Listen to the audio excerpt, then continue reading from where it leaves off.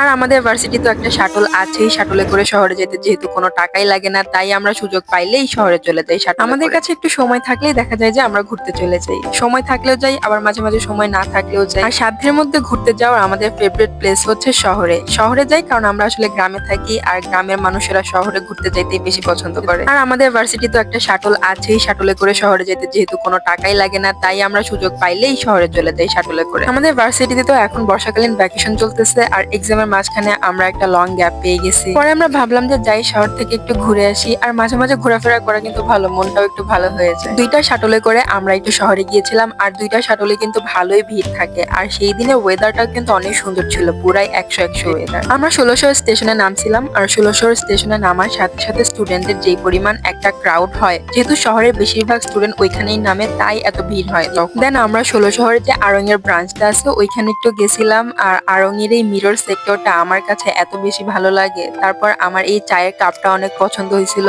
আমি চা খাওয়ার জন্য এই কাপটা কিনে নিয়ে এসেছিলাম ওখান থেকে। তো মাটির এই কাপ পিসটা কেমন হয়েছে বলো তো? আমার কাছে কিন্তু ভালোই লাগছে। আর এইখানে তোমাদেরকে একদিন চা বানায় খাওয়াই দেখাবো, ওকে?